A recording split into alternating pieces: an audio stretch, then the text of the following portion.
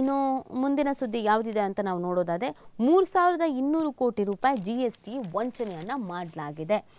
ಬೆಂಗಳೂರು ಹಾಗೂ ಮುಂಬೈನ 30ಕ್ಕೂ ಹೆಚ್ಚು ಸ್ಥಳಗಳಲ್ಲಿ ಬುಧವಾರ ದಾಳಿ ನಡೆಸಿರುವ ಕೇಂದ್ರ GST ಗುಪ್ತಚರ ಮಹಾನಿರ್ದೇಶನಾಲಯ DGGI ಅಧಿಕಾರಿಗಳು ಸುಮಾರು 3200 ಕೋಟಿ GST ವಂಚನೆಯನ್ನು ಪತ್ತೆ ಹಚ್ಚಿ ಇಬ್ಬರನ್ನು ಬಂಧಿಸಿದ್ದಾರೆ. DGGI ಬೆಂಗಳೂರು ವಲಯದ ಹೆಚ್ಚುವರಿ ಪ್ರಧಾನ ನಿರ್ದೇಶಕಿ ಸುಚೇತಾ ಶ್ರೀಜಿಶಾ ನೇತೃತ್ವದಲ್ಲಿ ನಡೆದಂಥ ದಾಳಿಯಲ್ಲಿ ಇಬ್ಬರನ್ನು ಬಂಧಿಸಲಾಗಿದೆ. ಮತ್ತೊಬ್ಬ ಆರೋಪಿ ತಲೆಮರೆಸಿಕೊಂಡಿದ್ದಾನೆ ಅಂತ ಅಧಿಕಾರಿಗಳು ತಿಳಿಸಿದ್ದಾರೆ. ದಾಳಿ ವೇಳೆ ಆರೋಪಿಗಳು ನಕಲಿ ಕಂಪನಿಗಳನ್ನು ಸೃಷ್ಟಿಸಿ ವಂಚನೆಯಲ್ಲಿ ತೊಡಗಿರುವುದು ಬಯಲಾಗಿದೆ. ಇನ್ಪುಟ್ ಟ್ಯಾಕ್ಸ್ ಕ್ರೆಡಿಟ್, ನಕಲಿ ಹೂಡುವಳಿ ತೆರಿಗೆ ಜಮೆ ಮೂಲಕ 665 ಕೋಟಿ ರೂಪಾಯಿ ಪಡೆದಿದ್ದಾರೆ. ನಕಲಿ ಇನ್ವಾಯ್ಸ್ ಸೃಷ್ಟಿಸಿ ಇಷ್ಟು ಮೊತ್ತದ ವಂಚನೆ ಎಸಗಿದ್ದಾರೆ ಅಂತ ಸುಚೇತ ತಿಳಿಸಿದ್ದಾರೆ. ಈ ಕಂಪನಿಗಳು ಕಾರ್ಯನಿರ್ವಹಿಸ್ತಾ ಇದ್ದ ಸ್ಥಳಗಳಲ್ಲಿ ನಡೆದ ತಪಾಸಣೆ ವೇಳೆ ನಕಲಿ ದಾಖಲೆಗಳನ್ನು ವಶಕ್ಕೆ ಪಡೆಯಲಾಗಿದೆ. ಅಲ್ಲದೆ ಈ ಆರೋಪಿಗಳು ಹಲವು ಕಂಪನಿಗಳನ್ನು ನಿರ್ವಹಣೆ ಮಾಡ್ತಾ ಇದ್ದಿದ್ದು ಕಂಡು ಬಂದಿದೆ. ಕಾರ್ಯಾಚರಣೆ ವೇಳೆ 15 ನಕಲಿ ಕಂಪನಿಗಳನ್ನು ಅಧಿಕಾರಿಗಳು ಪತ್ತೆ ಹಚ್ಚಿದ್ದಾರೆ. ಈ ಪೈಕಿ 9 ಕಂಪನಿಗಳು ಷೇರುಪೇಟೆಯಲ್ಲಿ ನೋಂದಣಿಯಾಗಿರುವುದು ಬಯಲಾಗಿದೆ. ಈ ಕಂಪನಿಗಳು 100 ಕೋಟಿಗೂ ಹೆಚ್ಚು ಮೌಲ್ಯದ FMCG ಸರಕುಗಳನ್ನು ಸ್ವೀಕರಿಸಿದೆ ಅಂತ ದಾಖಲೆಗಳನ್ನು ಸೃಷ್ಟಿಸಲಾಗಿದೆ. ಫೇಕ್ ಡಾಕ್ಯುಮೆಂಟನ್ನು ಮಾಡಿರುವಂಥದ್ದು. 3200 ಕೋಟಿ ರೂಪಾಯಿ GSTಯನ್ನು ಈ ಮುಖಾಂತರವಾಗಿ ವಂಚನೆ ಮಾಡಿರುವಂಥ ಕೇಸು. ಅಧಿಕಾರಿಗಳು ಯಾರು ಈ ಥರ ವಂಚನೆ ಮಾಡ್ತಾ ಇದ್ರು, ಎಲ್ಲ ಫೇಕ್ ಡಾಕ್ಯುಮೆಂಟನ್ನು ಸೃಷ್ಟಿಸಿ ಅದನ್ನೆಲ್ಲವನ್ನು ಕೂಡ ಚೆಕ್ ಮಾಡಿ ಇಬ್ಬರನ್ನು ಹಿಡಿದಿದ್ದಾರೆ. ಒಬ್ಬ ತಲೆಮರೆಸ್ಕೊಂಡಿದ್ದಾನೆ ಅನ್ನೋದ್ರ ಬಗ್ಗೆ ಮಾಹಿತಿ ಸಿಗ್ತಾ ಇದೆ. ಆತನಿಗಾಗಿ ಕಾರ್ಯಾಚರಣೆಯನ್ನು ನಡೆಸಲಾಗ್ತಾ ಇದೆ, ತನಿಖೆಯನ್ನು ಕೂಡ ಮಾಡಲಾಗ್ತಾ ಇದೆ. ಇನ್ನು ಮುಂದಿನ ಸುದ್ದಿ ಯಾವುದಿದೆ ಅಂತ ನಾವು ನೋಡೋದಾದರೆ, ಗ್ರಾಮೀಣಾಭಿವೃದ್ಧಿ ಸಚಿವ ಪ್ರಿಯಾಂಕ್ ಖರ್ಗೆ ಲೇವಡಿಯನ್ನು ಮಾಡಿದ್ದಾರೆ. ಬಿಜೆಪಿ ವಿರುದ್ಧ ಟೀಕಾ ಪ್ರಹಾರವನ್ನು ಮಾಡಿದ್ದಾರೆ. ಕುಂಭಸ್ನಾನದಿಂದ ಮಾಫಿ ದೊರಕುವುದಿಲ್ಲ ಅಂತ ಹೇಳಿರುವಂಥದ್ದು. ಪ್ರಶ್ನೆ ಎತ್ತಿ ವಸ್ತುಸ್ಥಿತಿ ಹೇಳಿದ್ರೆ ಹಿಂದೂ ವಿರೋಧಿ ಅಂತ ಹೇಳಿ ಉತ್ತರ ನೀಡದೆ ಜಾರಿಕೊಳ್ಳುವುದು ಬಿಜೆಪಿಯ ಹಳೇ ಚಾಳಿ ಅಂತ ಗ್ರಾಮೀಣಾಭಿವೃದ್ಧಿ ಸಚಿವ ಪ್ರಿಯಾಂಕ್ ಖರ್ಗೆ ಆರೋಪವನ್ನು ಮಾಡಿದ್ದಾರೆ. ಬಿಜೆಪಿ ಏನಾದರೂ 12ನೇ ಶತಮಾನದಲ್ಲಿ ಇದ್ದಿದ್ರೆ ಮೌಢ್ಯದ ವಿರುದ್ಧ ವಚನ ಚಳುವಳಿ ಕಟ್ಟಿದ್ದ ಶರಣರಿಗೂ ಹಿಂದೂ ವಿರೋಧಿ ಪಟ್ಟ ಕಟ್ಬಿಡ್ತಿತ್ತೇನೋ ಏನೋ.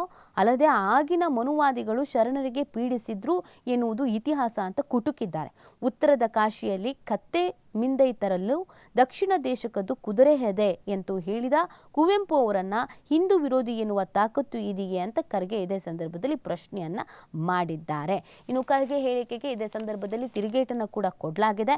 ಗಂಗಾ ನದಿಯಲ್ಲಿ ಮುಳುಗೋದ್ರೆ ಪಾಪ ಹೋಗುತ್ತಾ, ಬಡತನ ನಿರ್ಮೂಲನೆ ಆಗತ್ತಾ ಅಂತ ಖರ್ಗೆ ಲಘುವಾಗಿ ಮಾತನಾಡಿರುವುದು ಸರಿಯಲ್ಲ. ಈ ದೇಶದ ಸಂಸ್ಕೃತಿಯನ್ನು ಅರ್ಥ ಮಾಡಿಕೊಳ್ಳಲಿ. ಅಂಬೇಡ್ಕರ್ ರಚಿಸಿದ ಸಂವಿಧಾನದಲ್ಲಿಯೂ ದೇವರು, ಸಂಸ್ಕೃತಿ, ಆಚಾರ, ವಿಚಾರಕ್ಕೆ ಅವಕಾಶ ಇದೆ. ಬಸವಣ್ಣ ಸೇರಿ ಯಾರೂ ಧಾರ್ಮಿಕ ಭಾವನೆಗೆ ಧಕ್ಕೆ ತಂದಿಲ್ಲ ಅಂತ ಬಿಜೆಪಿ ಸಂಸದ ಗೋವಿಂದ ಕಾರಜೋಳ ಹೇಳಿದ್ದಾರೆ. ಪುಣ್ಯ ಸ್ನಾನ ಮಾಡಬೇಕು ಅನ್ನೋದು ಕೇವಲ ಕುಂಭಮೇಳದಲ್ಲಿ ಮಾತ್ರ ಅಲ್ಲ, ನಾನು ಅಮಾವಾಸ್ಯೆಗೆ ಕೋಲಾರ ಡ್ಯಾಮ್ನಲ್ಲಿ ನದಿ ಸ್ನಾನ ಮಾಡಿ ಬರ್ತೀನಿ ಅಂತ ಇದೇ ಸಂದರ್ಭದಲ್ಲಿ ತಿರುಗೇಟನ್ನು ಕೊಟ್ಟಿದ್ದಾರೆ. ಈ ಒಂದು ವಾಕ್ಸಮರ ಮತ್ತಷ್ಟು ಮುಂದುವರಿಯುವಂಥ ಸಾಧ್ಯತೆ ದಟ್ಟವಾಗಿದೆ. ಇನ್ನು ಮುಂದಿನ ಸುದ್ದಿ ಯಾವುದಿದೆ ಅಂತ ನಾವು ನೋಡೋದಾದರೆ, ಮದ್ಯ ಎಂದು ಭಾವಿಸಿ ಆಸಿಡನ್ನು ಕುಡಿದು ಸಾವನ್ನಪ್ಪಿರುವಂಥ ಘಟನೆ ನಡೆದಿದೆ. ಸರಾಯಿ ಅಂತ ಭಾವಿಸಿ ಟೈಲ್ಸ್ ತೊಳೆಯೋಕೆ ಬಳಸುವಂಥ ಆಸಿಡನ್ನು ಸೇವಿಸಿ ವ್ಯಕ್ತಿಯೊಬ್ಬ ಬುಧವಾರ ಮೃತಪಟ್ಟಿದ್ದಾರೆ. ನಗರದ ಉಪ್ಪಲಿ ಬುರುಜ್ ನಿವಾಸಿ ಮೊಹಮ್ಮದ್ ಶಫೀಕ್ ಮುನಿಯಾ 40 ವರ್ಷದವರು ಮೃತಪಟ್ಟಿದ್ದಾರೆ. ನಗರದ LBS ಮಾರ್ಕೆಟ್ ಮೇಲಿನ ಸಿದ್ಧಾರ್ಥ ಬಾರ್ಗೆ ಮೊಹಮ್ಮದ್ ಶಫೀಕ್ ತೆರಳಿ ಅಲ್ಲಿ ಟೇಬಲ್ ಮೇಲಿಟ್ಟಿದ್ದ ಪಾನೀಯವನ್ನು ಮದ್ಯ ಅಂತ ತಿಳಿದು ಕುಡಿದಿದ್ದಾನೆ. ತೀವ್ರ ಅಸ್ವಸ್ಥಗೊಂಡ ಆತನನ್ನು ಆಸ್ಪತ್ರೆಗೆ ದಾಖಲಿಸಿದ್ದು ಚಿಕಿತ್ಸೆ ಫಲಿಸದೆ ಅಸುನೀಗಿದ್ದಾನೆ. ಪತಿಯ ಸಾವಿಗೆ ಬಾರ್ ಸಿಬ್ಬಂದಿ ನಿರ್ಲಕ್ಷ್ಯವೇ ಕಾರಣ ಅಂತ ಬಾರ್ ಮಾಲೀಕರು ಆಗಿರುವ ಬಿಜೆಪಿ ಮುಖಂಡ ವಿಜುಗೌಡ ಪಾಟೀಲ್, ವ್ಯವಸ್ಥಾಪಕ ಅಪ್ಪಾಸಾಬ ಮುಮದಾಪುರ ಹಾಗೂ ವೇಟರ್ ಆನಂದ್ ಶಿಂದೆ ವಿರುದ್ಧ ಗಾಂಧಿ ಚೌಕ್ ಠಾಣೆಯಲ್ಲಿ ಮೃತ ಮೊಹಮ್ಮದ್ ಶಫೀಕ್ ಪತ್ನಿ ದೂರನ್ನು ನೀಡಿದ್ದು ತನಿಖೆಯನ್ನು ನಡೆಸಬೇಕು ಅಂತ ಆಗ್ರಹಿಸಿದ್ದಾರೆ.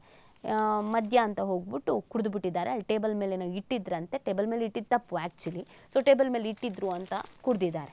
ಇನ್ನು ಮುಂದಿನ ಸುದ್ದಿ ಯಾವುದಿದೆ ಅಂತ ನಾವು ನೋಡೋದಾದರೆ, ಸರ್ಕಾರದ ಹಿಡಿತಕ್ಕೆ ಅರಮನೆ ಮೈದಾನ, ಸುಗ್ರೀವಾಜ್ಞೆಗೆ ರಾಜ್ಯಪಾಲರ ಅಂಕಿತ, ಪ್ರಕರಣ ಸುಪ್ರೀಂ ಕೋರ್ಟ್ಗೆ ಸಾಧ್ಯತೆ ಅನ್ನೋದು ಗೊತ್ತಾಗ್ತದೆ. ಈಗಾಗಲೇ ಇದನ್ನು ನಾವು ಓದಿದ್ವಿ ಸುದ್ದಿನ. ರಾಜ್ಯಪಾಲರು ಇದಕ್ಕೆ ಒಪ್ಪಿಗೆಯನ್ನು ನೀಡಿದ್ದಾರೆ ಅಂತ, ಇದಕ್ಕೆ ಕೋರ್ಟ್ಗೆ ಹೋಗುವಂಥ ಚಿಂತನೆಯನ್ನು ಕೂಡ ನಡೆಸಿರುವಂಥದ್ರ ಬಗ್ಗೆಯೂ ಕೂಡ ಅಪ್ಡೇಟ್ ಇದೆ. ಇನ್ನು ಮುಂದಿನ ಸುದ್ದಿ ಪತ್ರಿಕೆ ಯಾವುದು ಅಂತ ನಾವು ನೋಡೋದಾದರೆ ಅದು ಪ್ರಜಾವಾಣಿಯಲ್ಲಿ ಪ್ರಮುಖ ಸುದ್ದಿ ಯಾವುದಿದೆ ಅಂತ ನೋಡೋದಾದರೆ, 9 ತಿಂಗಳು ತುಂಬಿದ ಮಕ್ಕಳಿಗೂ ಹೆಲ್ಮೆಟ್ ಕಡ್ಡಾಯ ಅನ್ನುವಂಥದ್ದು, ಮತ್ತು ಹೆಲ್ಮೆಟ್ ಸಿಗುವಂತೆ ಮಾಡಿ ಅನ್ನುವಂಥ ಅರ್ಜಿ ಕೂಡ ಹೆಚ್ಚಾಗ್ತಾ ಇದೆ. ವೀಲಿಂಗ್ ತಡೆಗೂ ಕೂಡ ನಿರ್ಲಕ್ಷ್ಯ ಮಾಡಲಾಗ್ತಾ ಇದೆ ಅಂತ ಹೈಕೋರ್ಟ್ ಅತೃಪ್ತಿಯನ್ನು ವ್ಯಕ್ತಪಡಿಸಿದೆ. ಈಗಾಗಲೇ ಗೃಹ ಸಚಿವರು ಕೂಡ ಪ್ರತಿಕ್ರಿಯೆ ಕೊಟ್ಟಿದ್ರು, ಇಲ್ಲ ಒಂದು ಸ್ಟ್ರಿಕ್ಟ್ ಆಗಿ ಆಕ್ಷನ್ ಅನ್ನು ತೆಗೆದುಕೊಳ್ತೀವಿ ಅಂತ. ಈಗ ಈ ಮಕ್ಕಳನ್ನೆಲ್ಲ ಚಿಕ್ಕ ಮಕ್ಕಳು ಅಂತ ಹಾಗೆ ಕೂರಿಸ್ಕೊಂಡು ಹೋಗ್ತಾ ಇರ್ತಾರೆ ಬೈಕಲ್ಲೆಲ್ಲ, ಬಿಡಿ ಚಿಕ್ಕ ಮಕ್ಕಳು ಅಲ್ವಾ ಅಂತ. ಬಟ್ 9 ತಿಂಗಳು ಆಗಿದೆ ಅಂತಂದರೆ ಆ ಮಕ್ಕಳಿಗೆ ಹೆಲ್ಮೆಟ್ ಹಾಕಿಸ್ಕೊಂಡೇ ಕರ್ಕೊಂಡು ಹೋಗಬೇಕು ಅನ್ನುವಂಥ ರೂಲ್ಸ್ ಏನೋ ಬಂದಿದೆ. ಬಟ್ ಹೆಲ್ಮೆಟ್ ಸಿಗ್ತಾ ಇಲ್ಲ, ಯಾವ ಅಂಗಡಿಲಿ ಕೇಳಿದ್ರು ಅಷ್ಟು ಚಿಕ್ಕ ಮಕ್ಳಿಗೆ ಸಿಗಲ್ಲ, ನಮ್ಮಲ್ಲಿ ಚಿಕ್ಕ ಮಕ್ಳಿಗೆ ಸಿಗಲ್ಲ ಅಂತ ಹೇಳ್ತಾ ಇದ್ದಾರೆ. ಹಾಗಾಗಿ ಅದನ್ನು ಸಿಗೋ ಹಂಗೆ ಮಾಡಿ ಅಂತ ಒಂದು ಅರ್ಜಿಯನ್ನು ಕೂಡ ಸಲ್ಲಿಕೆ ಮಾಡಲಾಗಿದೆ. ಬೆಂಗಳೂರಿನ ಕೆಲ ಪ್ರದೇಶಗಳಲ್ಲಿ ಯುವಕರು ಬೈಕ್ ವೀಲಿಂಗ್ ಮಾಡ್ತಾ ಇದ್ರು, ಅವರ ವಿರುದ್ಧ ಕಟ್ಟುನಿಟ್ಟಿನ ಕ್ರಮ ಜರುಗಿಸ್ತಾ ಇಲ್ಲ, ಇದಕ್ಕೆ ಪೊಲೀಸರ ನಿರ್ಲಕ್ಷ್ಯ ಎದ್ದು ಕಾಣಿಸ್ತಾ ಇದೆ ಅಂತ ಹೈಕೋರ್ಟ್ ತೀವ್ರ ರೀತಿಯಾದಂಥ ಅಸಮಾಧಾನವನ್ನು ವ್ಯಕ್ತಪಡಿಸಿದೆ. ಇನ್ನು 9 ತಿಂಗಳು ತುಂಬಿದ ಎಲ್ಲ ಮಕ್ಕಳಿಗೂ ಸುರಕ್ಷಿತ ಹೆಲ್ಮೆಟ್ ಹಾಗೂ ಮಕ್ಕಳ ಸುರಕ್ಷಿತ ಸಾಧನಗಳು ಲಭ್ಯವಾಗುವ ನಿಟ್ಟಿನಲ್ಲಿ ತುರ್ತು ಕ್ರಮ ಕೈಗೊಳ್ಳುವಂತೆ ಸರ್ಕಾರಕ್ಕೆ ನಿರ್ದೇಶಿಸಬೇಕು ಅಂತ ಕೋರಿ ನಗರದ ಡಾಕ್ಟರ್ ಕೆ ಅರ್ಚನಾ ಭಟ್ ಅವರು ಸಲ್ಲಿಸಿರುವ ಸಾರ್ವಜನಿಕ ಹಿತಾಸಕ್ತಿ ಅರ್ಜಿಯನ್ನು ಮುಖ್ಯ ನ್ಯಾಯಮೂರ್ತಿ NV ಅಂಜಾರಿಯಾ ನೇತೃತ್ವದ ವಿಭಾಗೀಯ ನ್ಯಾಯಪೀಠ ಬುಧವಾರ ವಿಚಾರಣೆಯನ್ನು ನಡೆಸಿತ್ತು. ಹದಿಹರಿಯದವರು ಬೈಕ್ ವೀಲಿಂಗ್ ಮಾಡ್ತಾ ಇದ್ದು, ಇದರಿಂದ ಸುತ್ತಮುತ್ತಲಿನ ಸಾರ್ವಜನಿಕರಿಗೆ ದೊಡ್ಡ ಪ್ರಮಾಣದಲ್ಲಿ ತೊಂದರೆ ಉಂಟಾಗ್ತಾ ಇದೆ ಅಂತ ಕೂಡ ಇದೇ ಸಂದರ್ಭದಲ್ಲಿ ಹೇಳಿದ್ದಾರೆ.